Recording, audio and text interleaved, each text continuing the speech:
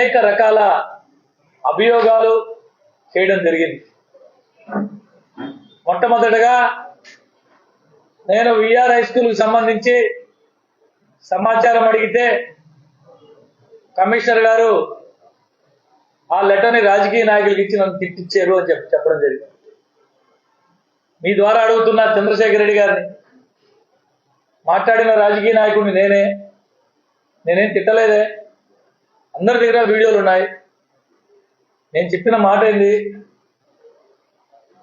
ఒక మంచి పని జరిగేటప్పుడు వీలైతే అభినందించండి, లేదంటే కామ్గా ఉండండి అని చెప్పి మాత్రమే చెప్పాను. ఎక్కడా నేను తిట్టలా. పాపం చంద్రశేఖర్ రెడ్డి గారు ఎలా విన్నారో, ఎలా చూశారో, ఎవరు చెప్పారో మాకైతే తెలియదు.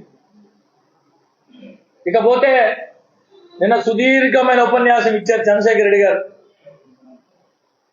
సమగ్రమైన సమాచారం నా దగ్గర ఉంది, నేనంతా కూడా ఆధారాలతోనే మాట్లాడతాను, దీనికి సంబంధించి అంత సాఫ్ట్ కాపీ మీకు ఇస్తాను, మీరు వెరిఫై చేయండి, మీరు చూసుకోండి, నేను ఏది మాట్లాడినా ఆధారాలతోనే మాట్లాడతానని చెప్పి నేను చాలా సుదీర్ఘమైన అనేక రకాల అంశాల మీద మాట్లాడడం జరిగింది.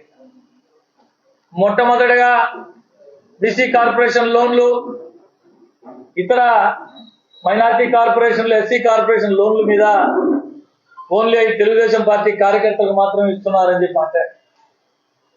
ఏ ప్రభుత్వ పథకమైనా, బహుశా చంద్రశేఖర్ రెడ్డి గారు ఇంకా తెలుసుకున్నట్లే, ఏ ప్రభుత్వ పథకమైనా అర్హులైన ప్రతి వారు అప్లై చేయవచ్చు.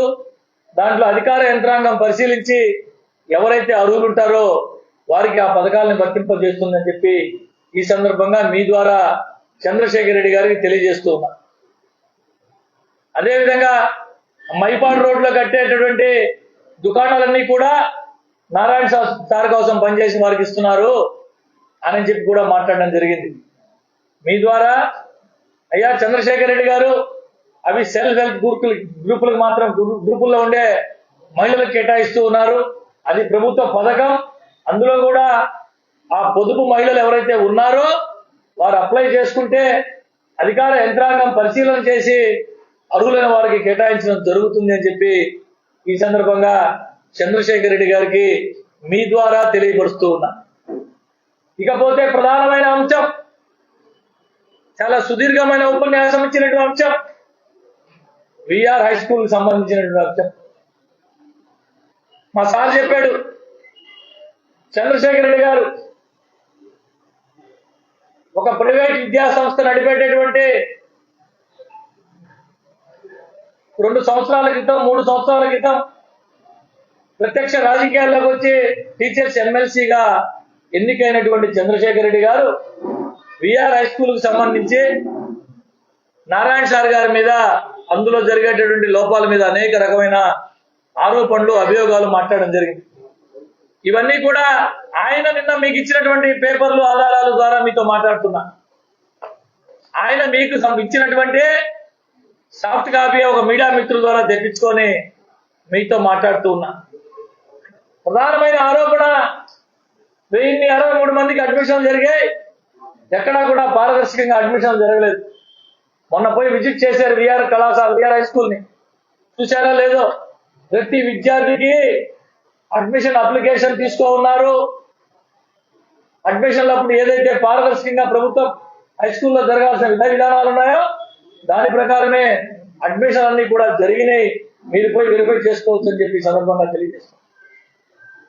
ఇకపోతే ప్రభుత్వ పాఠశాలలో విద్యార్థులే కాకుండా కార్పొరేట్ కళాశాలలో చదివేటువంటి పిల్లలు కూడా ఇక్కడ చేరున్నారు. ఇవిగో నా దగ్గర ఆధారాలని చెప్పి సార్ ఇవ్వడం జరిగింది. అయ్యా చంద్రశేఖర్ రెడ్డి గారు, నేను పేదవాడిని, నాకు నెల జీతం 10,000 15,000 వస్తుంటే నాకు బిడ్డ ఉంటే ఆ బిడ్డను మంచి చదువు చదివించుకోవాలనుకుంటా. మీలాంటి డబ్బున్న వాళ్ళు అప్పో సప్పో చేసి పక్కన ఉన్నటువంటి స్కూల్లో చదివించుకునే ప్రయత్నం చేస్తా. ఆ చదివించుకునే క్రమంలో ఈరోజు ప్రభుత్వమే నారాయణ సార్ గారి చొరవతో, అత్యున్నత ప్రమాణాలతో, అంతర్జాతీయ ప్రమాణాలతో ఒక కళాశాల ఏర్పాటు చేశారు అని చెప్పి అక్కడ అప్లై చేసుకొని చేర్పించుకుంటే దాన్ని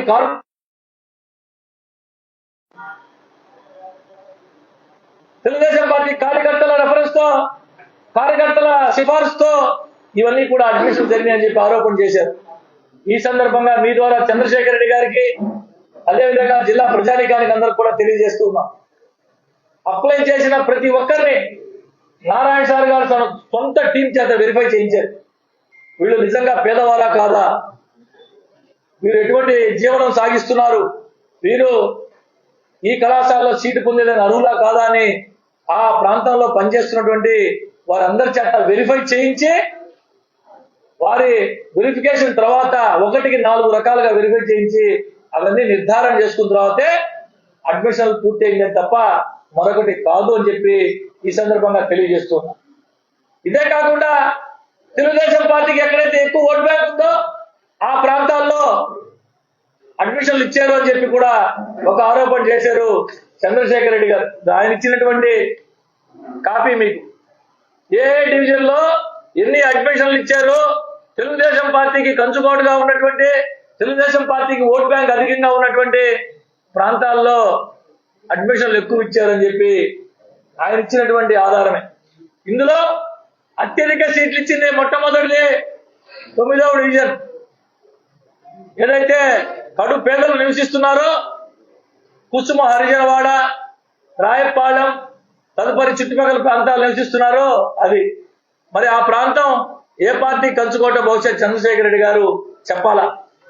తర్వాత జెండా వీధి 42వ డివిజన్ ఖుద్దూస్ నగర్, మన్సూర్ నగర్ ఈ ప్రాంతంలో నెక్స్ట్ అత్యధిక సీట్లు ఇచ్చున్నారు. దాని తర్వాత కపాడిపాళెం, సంతపేట ఆ యొక్క ఏదైతే ప్రాంతాలు ఉన్నాయో ఆ ప్రాంతాల్లో ఇచ్చున్నారు. ఈ ప్రాంతాలన్నీ ఏ పార్టీకి కంచుకోట బహుశా చంద్రశేఖర్ రెడ్డి గారే తెలియపరచాలి. బహుశా తెలుసో తెలీదో, తెలియక ఏమైనా మాట్లాడారో మాకైతే తెలియదు. నేనేదైతే చెప్తున్నానో అవి నేను చెప్పే మాట కాదు, ఆయన ఇచ్చినటువంటి కాపీ ఇది మీ అందరి దగ్గర ఉంది, మీరు వెరిఫై చేసుకోవచ్చు. 16వ డివిజన్ గుర్రాలమడు సంఘం ఎన్ని ఉన్నాయి, ఆ డివిజన్ ఏ పార్టీకి ఓట్ బ్యాంక్ ఎక్కువ ఉంటుందో బహుశా చంద్రశేఖర్ రెడ్డి గారి నివాసం ఉండేటటువంటి డివిజన్ అది. చంద్రశేఖర్ రెడ్డి గారు ఏదైతే నిన్న పాత్రికేయుల సమావేశం ఏర్పాటు చేశారో ఆయన ఆఫీసు, ఆయన నివాసం ఉండే డివిజన్, మరి అది ఏ పార్టీకి ఎక్కువ వెన్నుదోడుగా ఉంటుందో చంద్రశేఖర్ రెడ్డి గారే చెప్పాలి. ఇటువంటి ఆరోపణలు అనేకం చేశాడు. ఇవే కాకుండా ఇకపోతే హై స్కూల్ అంటే ప్లే గ్రౌండ్లు, పెయింటింగ్లు, ల్యాబులు కాదు. హై స్కూల్ అంటే ప్లే గ్రౌండ్లు, పెయింటింగ్లు, ల్యాబులు కాదు, ఉన్నత ప్రమాణాలు ఉండాలని. నిజంగా సంబంధం లేని వ్యక్తులు, ప్రతిపక్ష పార్టీలు సైతం వచ్చి ఇంత అద్భుతంగా తీర్చిదిద్దారు ఈ స్కూల్ని, ఎలా సాధ్యమైందని చెప్పి అనుకుంటున్న పరిస్థితుల్లో దాని మీద విమర్శలు. అసలు హై స్కూల్ ఓపెన్ ఎన్ని రోజులైంది, ఇంత త్వరగా ఏదైనా చేయడం సాధ్యమేనా?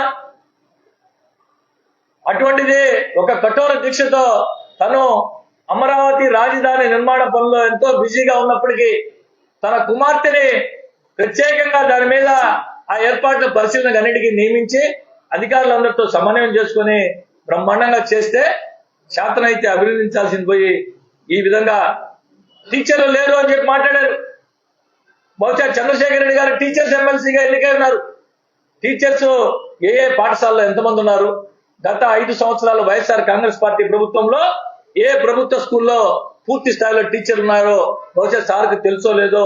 నెల్లూరు నగరపాలక సంస్థ గురించి అన్ని తెలిసిన వాడిగా చెప్తున్నా, వెరిఫై చేసుకోమని మీ ద్వారా చెప్తున్నా. తొందరలో అన్ని పూర్తవుతాయి. అదేమంటే సచివాలయంలో పనిచేసే సిబ్బందిని తీసుకొచ్చి పాఠాలు చెప్పిస్తున్నారు. మాడు బీఈడి చదువుకొని ఉన్నత చదువులు చదువుకున్నటువంటి వాళ్ళని వారి చేత పూర్తిగా టీచర్ నియామకం పూర్తయ్యే లోపల చదువులు చెప్పిస్తే, పాఠాలు చెప్పిస్తే తప్పెలా అవుతుందో మాకైతే అర్థం కావట్లేదు. చంద్రశేఖర్ రెడ్డి గారికి తెలుసో లేదో గత ప్రభుత్వ హయాంలో విద్యా వాలంటీర్ల చేత విద్యా వాలంటీర్లను పెట్టి కేవలం 10,000 రూపాయల వారికి శాలరీస్ ఇచ్చి పాఠాలు చెప్పించే రోజులున్నాయి. బహుశా చంద్రశేఖర్ రెడ్డి గారికి తెలుసో లేదో తెలుసుకోమని చెప్పి సందర్భంగా చెప్తాను. నిజంగా ఏదైనా సూచనలు ఉంటే నారాయణ సార్ దగ్గరికి వచ్చి చెప్పు, సార్ ఈ విధంగా చేస్తే బాగుంటుందని చెప్పు. ఒక నిర్ణయాత్మకమైన ప్రతిపక్ష పాత్ర పోషించి ఈ విధంగా చేస్తే బాగుంటుందని చెప్పడం కరెక్ట్ గానే ఈ విధంగా ఆరోపణలు చేయడం కరెక్ట్ కాదు. 4వ తారీఖు లేఖ రాశారు నా కమిషన్ నారాయణ గారు కమిషన్ గారు జేసీ గారికి 6వ తారీఖు రాశారు. జేసీ గారు తిరిగి 9వ తారీఖు రాశారు. అకాడమిక్ ఇయర్ స్టార్ట్ అవుతుంది, పిల్లలకి త్వరగా స్కూల్ని ఓపెన్ చేయాలని చెప్పి త్వరగా పనిచేస్తే కూడా నేరమా, ఇది నేరం ఎలా అవుతుందో, తప్పు ఎలా అవుతుందో మాకైతే అర్థం కావట్లేదు. చంద్రశేఖర్ రెడ్డి గారు మాట్లాడిన మాటల్లో అది విఆర్ హై స్కూల్నే తీసేసుకొని ఏదో నారాయణ సార్ స్కూల్ పెట్టుకున్నట్టుగా ఉంది తప్ప మున్సిపల్ హై స్కూల్ గా పెట్టినట్టు ఎక్కడా కనపడలా. అనేక రకాల ఆరోపణలు కూడా చేశారు. ఇది ఎంతవరకు సమంజసమని అడుగుతున్నా. మీ ద్వారా చంద్రశేఖర్ రెడ్డి గారికి అదేవిధంగా మిగతా ప్రజలందరూ కూడా తెలియజేస్తున్నా, ఈ చెడువే కాకుండా ₹1 కోటి సొంత డబ్బులు వెచ్చించి సైకిల్ చుట్టుపక్కల ఉన్నటువంటి వారికి దగ్గరగా ఉన్నటువంటి విద్యార్థులు 6వ తరగతి పైన సైకిల్ ఎవరైతే తొక్కగలుగుతారో వారందరికీ ₹1 కోటి సొంత నిధులతో సైకిల్ కూడా ఇచ్చిన నాయకుడు నారాయణ సార్ అని చెప్పి సందర్భంగా తెలియజేస్తారు. నారాయణ సార్ ఇచ్చినటువంటి పుస్తకాల మీద కూడా కామెంట్ చేశారు. ఇది నారాయణ సార్ దేశవ్యాప్తంగా ప్రతి నారాయణ స్కూల్లో ఇచ్చే పుస్తకాలు. నారాయణ విద్యా సంస్థల్లో ఇచ్చే పుస్తకాలే విఆర్స్కీలో ఉచితంగా ఇస్తే దాని మీద కూడా కామెంట్ చేశారంటే ఇంతకంటే దుర్మార్గం మరొకటి లేదని చెప్పి ఈ సందర్భంగా తెలియజేస్తున్నా. అదేవిధంగా బడ్జెట్ అప్రూవల్ తీసుకున్నారు. కార్పొరేషన్ తరఫున ₹100 ఖర్చు పెట్టాలన్నా ముందుగా ₹1000కి 500గా తీసుకుంటాం. బడ్జెట్ అప్రూవల్ తీసుకుంటాం. తర్వాత ఎంత ఖర్చు పెట్టామో లెక్కల్లో చూపించుకుంటాం. ఇంత బడ్జెట్ అప్రూవల్ తీసుకున్నారు, 5 కోట్లకి అప్రూవల్ తీసుకున్నారు, రకరకాల ఆరోపణలు చేశారు. కొత్తగా 2 నెలల క్రితం ప్రారంభమైన హై స్కూల్ బ్రహ్మాండంగా చేశారని పేరున్నటువంటి ఈ హై స్కూల్ మీద ఈ విధంగా ఆరోపణలు చేయడం దయచేసి చంద్రశేఖర్ రెడ్డి గారు ఇది మంచి పద్ధతి కాదు. ఏదన్నా మీ సూచనలు ఉంటే చెప్పండి. నిజంగా దాంట్లో అర్థం ఉంటే, పొరపాట్లుంటే సరిదిద్దుకునే దానికి మంత్రి గారి దృష్టికి తీసుకెళ్లే ప్రయత్నం చేస్తాం తప్ప ఈ విధంగా చేయడం మంచి పద్ధతి కాదు అని చెప్తున్నా. ఒక సూచన చేశాడు, 16 స్కూల్స్ లో RO ప్లాంట్ చెడిపోయి ఉన్నాయని. ఖచ్చితంగా మంత్రి గారి దృష్టికి తీసుకెళ్తాం.